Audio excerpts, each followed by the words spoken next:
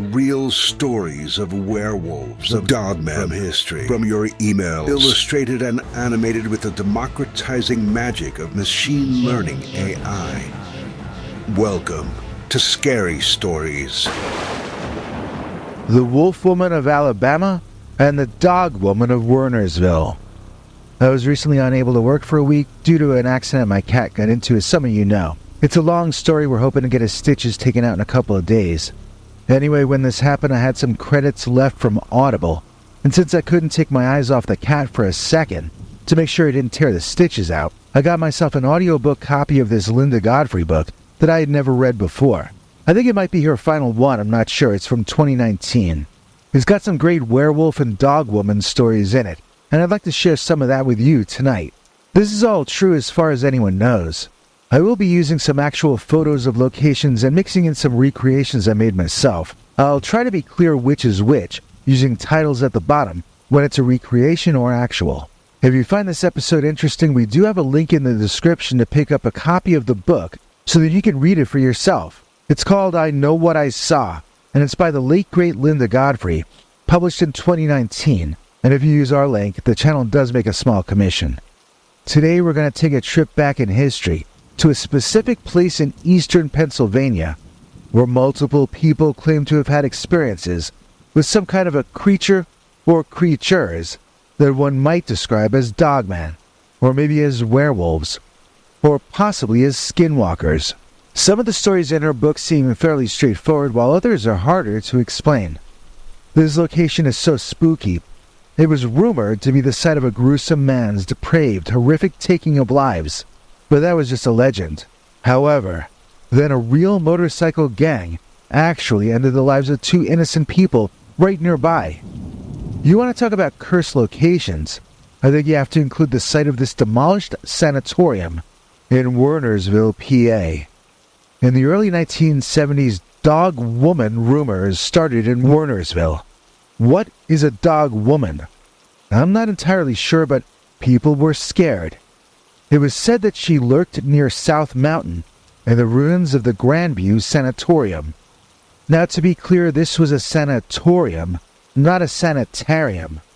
It was opened in the mid-1800s, and it was a place for well-to-do city dwellers to pay to stay at so that they could breathe country air and drink water from a spring. The sanatorium went through several owners, but remained in operation as a resort for over 70 years, until 1927 when it was closed. Whoever still owned the land by the 60s had the buildings burned down deliberately in 1967, only 5 years prior to these rumors of a dogwoman. There are remains of an elevator shaft and the front entrance of the place, plus this long stone wall with a door in it. Inside that stone door is a place the locals call the meat locker. The meat locker is a stone room with a large iron meat hook embedded in one of the walls. A legend grew that a serial killer had done in 5 people there and packed them into the area where the meat freezer used to be. In actuality, none of that seems to be true, but it was what initially caused teenage boys to bring girls there at night, hoping to scare them. However, once they did, they started encountering something else very strange. They started encountering something even stranger. In October 1972, a high school student named Terry Weinhold and 2 of his school buddies had been driving around the area after school multiple times, hoping to see the dogwoman.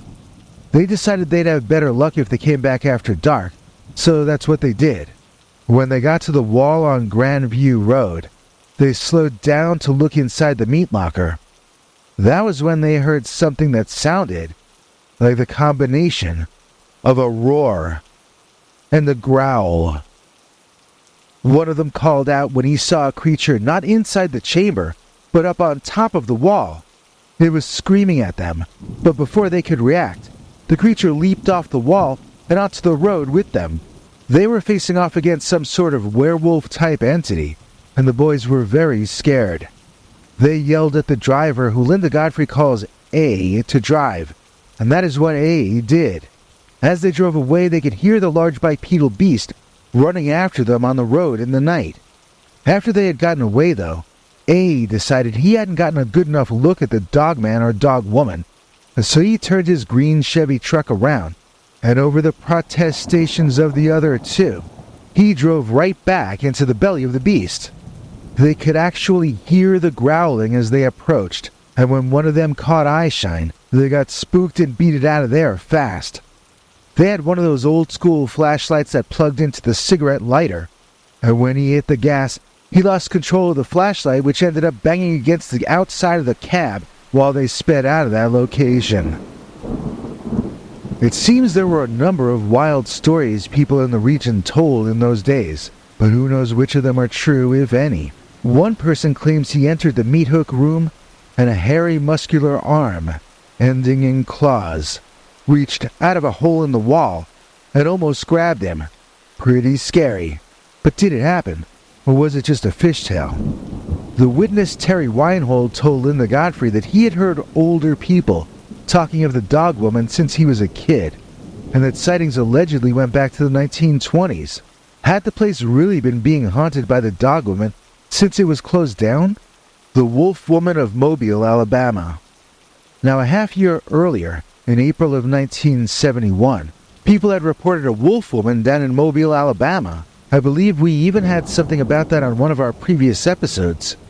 While the dog woman of Wernersville was seen in the darkness and not clearly described, the Wolfwoman of Mobile, Alabama was seen at all times of the day and night over a week or two. This thing was described as attractive by witnesses, but it sounds like a nightmare to me. Imagine this: a beautiful woman with long hair, but her body is that of a wolf or a dog. One guy said it chased him home, but it didn't seem to have actually hurt anybody.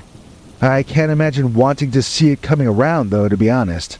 In the first week it was walking around the plateau area of Alabama, formerly known as Africatown, over 50 people had called reports of it into the police. Linda Godfrey writes about it as though it were a benign presence, but people don't call the police about an animal unless they're scared. I know I'd be pretty creeped out. Is this the same creature that people were seeing up in Wernersville a half a year later? The strangest part of the Wernersville story is that it seems to have no beginning point. I mean, it starts with teenagers going to look for the dog woman because there had been a buzz about her. Well, what started the buzz? That's the part that's lost to history. What was the first sighting? Linda Godfrey wonders if the first sighting actually happened down in Alabama, and if that somehow the word of the dog woman from down there got mixed with the creepy meat hook room, and before you know it, you've got yourself a local dog woman in Wernersville. But I'm not so sure about that. I think something which has been lost to time is what really started the Wernersville buzz about the dog woman. And maybe, just maybe, it was simply because people actually saw something weird there. What did they see? I don't know, but if they put out a time machine, I vow to try and find out. And if you would like to find out more about this subject, there is a sort of a time machine available for you. It's the book that inspired this episode, I Know What I Saw, by Linda Godfrey, and you can get your own copy from the link in the description. If you use that link, the channel makes a commission. If you like this episode, please thank Ace. We're only here because of his grace. Please join us in thanking Ace Williams 1978 for making this episode possible.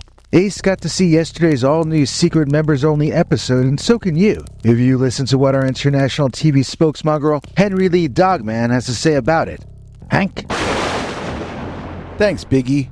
And thanks to all of you for watching this far. If you liked it, please click like. If you'd like to see more of our work, please subscribe. And also click that bell icon if you'd like to be notified when we put out a new episode. To become an executive producer, you can donate to us through the thanks button under each of our videos or through our paypal.me/PeterBernard209 page. To receive cool perks like secret uncensored Dogman episodes far too wild to ever run on this channel, you can become a YouTube channel member by clicking the join button, or join our PayPal subscribers club at peterbernard.com. Joining either at the $3 a month level or above gets you access to our over 25 hours of secret uncensored Dogman stories available nowhere else. Do you have a scary story about Dogman or some other kind of high strangeness that happened to you? Let us know by emailing us at scarystoriesnyc@gmail.com or by leaving us a voicemail message at 804-LA-SCARY. You may need to call back on that when it cuts off after I think 3 minutes. And if you don't want to do any of that stuff, thank you for simply watching to the end. Good night, and have a scary tomorrow.